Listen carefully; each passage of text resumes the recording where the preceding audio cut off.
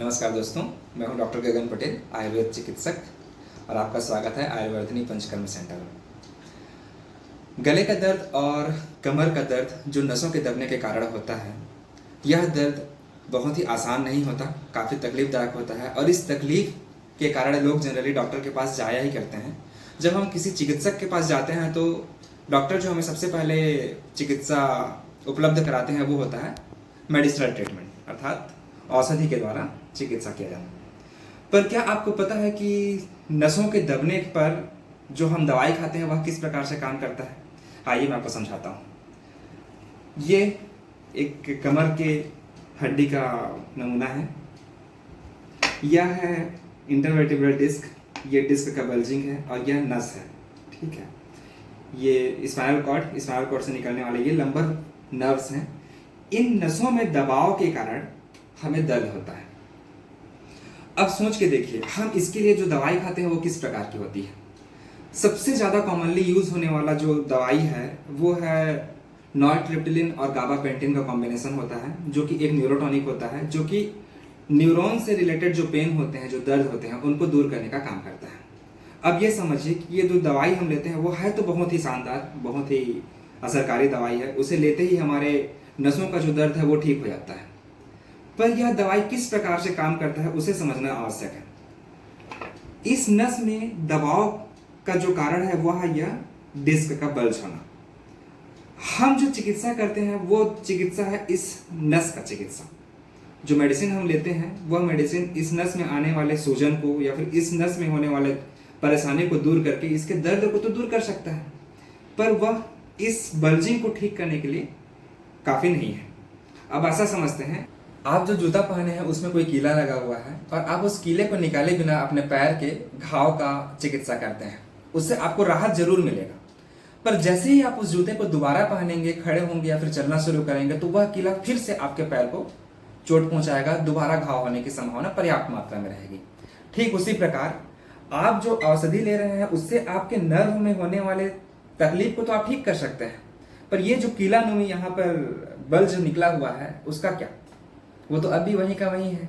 जैसे ही आप थोड़ा सा स्ट्रेच करेंगे, थोड़ा काम करना शुरू करेंगे, चलना फिरना शुरू करेंगे, इन नसों पे दबाव फिर से पड़ने लगेगा और आपका जो समस्या है वो वहीं का वहीं बना रहेगा। इसके लिए क्या आप महीने भर तक दवाई लेंगे या साल भर तक दवाई लेंगे? आप जब तक दवाई लेंगे तब तक आपका परेशानी तो ठीक रहेगा, पर परमानेंट सॉल्यूशन तब तक नहीं मिलेगा जब तक यह बल्ज ठीक ना हो। दूसरी दवाइयाँ जो जनरली हम लोग उपयोग करते हैं वो होते हैं विटामिन डी और कैल्शियम का कॉम्बिनेशन। पर क्या आपको पता है ये जो डिस्क है, इस डिस्क में कैल्शियम का कोई कंपोनेंट इसमें है ही नहीं। विटामिन डी और कैल्शियम का उपयोगिता तब होता अगर समस्या इस वर्टिब्रल बोन में होता, पर समस्या हमें इस हड्डी से नहीं है, हमें समस्या है इस डिस्क से, तो इसके ऊपर भी कैल्शियम का कोई बहुत ज़्यादा रोल है नहीं।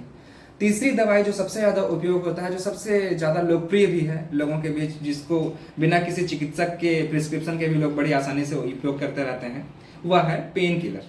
क्या आपको पता है पेन किलर जो मेडिसिन होते हैं वो काम कैसे करते हैं? हमारे शरीर में कॉक्स 2 नाम का एक एंजाइम होता है जो कि किसी भी जगह पर जब हमें दर्द होता है उस जगह से प्रोस्टाग्लैंडिन जो कि एक न्यूरोट्रांसमीटर होता है उसे सीक्रेट कराता है, और वह प्रोस्टाग्लैंडिन जिस जगह पर दर्द हो रहा है वहां से सिग्नल को लेके हमारे दिमाग तक लेके आता है और दिमाग बताता है कि हमारे शरीर के फला फला हिस्से पे दर्द हो रहा है। वह जो प्रोस्टाग्लैंडिन है उसको सीक्रेट करने के लिए कॉक्स 2 एंजाइम चाहिए, और जब हम कोई मेडिसिन लेते हैं जो कि दर्द निवारक होता है तो उस मेडिसिन का शरीर में जब अच्छे खासे मात्रा में कंसंट्रेशन होता है तो वह जाके कॉक्स 2 एंजाइम के साथ में कंबाइन होता है और प्रोस्टाग्लैंडिन के सीक्रेशंस को रोक देता है। कहने का मतलब ये है कि वहां से जो न्यूरोट्रांसमीटर आकर हमारे दिमाग को यह बताता है कि हमारे शरीर के किस हिस्से में दर्द हो रहा है, वह न्यूरोट्रांसमीटर का सीक्रेशन ही बंद हो जाता है। क्यों? क्योंकि हमारे शरीर में पर्याप्त मात्रा में दर्द निवारक दवाई का कंसंट्रेशन मौजूद है। तो यह इस प्रकार से काम करता है कि जैसे मान लीजिए मैं एक बल्ब का स्विच बंद करता हूं और बल्ब बंद हो जाता है, तो इसका मतलब ये नहीं कि हमारे इस रूम से लाइट गोल हो गया। इलेक्ट्रिसिटी अभी भी उस स्विच बोर्ड तक है, पर क्योंकि मैंने स्विच बंद किया है तो वहां से उसका कनेक्शन आपके बल्ब तक आ नहीं पा रहा है, तो बल्ब बंद हो गया। सेम वही कहानी है। दर्द अभी भी हमारे शरीर के उस हिस्से में है, पर वहां से जो सिग्नल हमारे दिमाग तक आना चाहिए वह दिमाग तक पहुंच नहीं पा रहा है, इसलिए हमें दर्द का अनुभव नहीं हो रहा है। इसका यह मतलब नहीं है कि दर्द हमारे शरीर से ठीक हो गया। तो कहने का मतलब जो भी दवाई हम लोग लेते हैं वह केवल टेम्परेरी रूप से हमारे ऊपर असर करता है और पूरी तरह से हमारे समस्या को ठीक करने में ये सारी दवाइयाँ सक्षम है नहीं। तो कहने का मतलब ये है कि अगर आप इन दवाइयों के भरोसे अपने प्रॉब्लम से लड़ना चाह रहे हैं तो समझ जाइए कि यह एक पूरा चिकित्सा है नहीं, और इसके लिए हो सकता है आपको बहुत लंबे समय तक दवाइयों का सेवन करते रहना पड़ सकता है।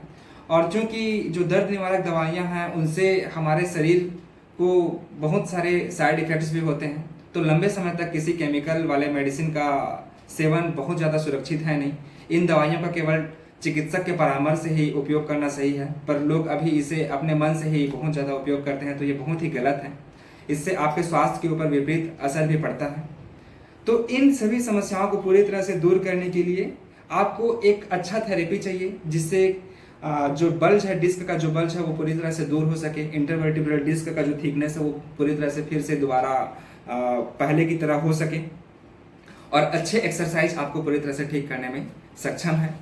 अगर आप पंचकर्म चिकित्सा के बारे में विस्तार से जानना चाहते हैं तो आप संपर्क कर सकते हैं आयुर्वर्धिनी पंचकर्म सेंटर, रायगढ़ में। नमस्कार।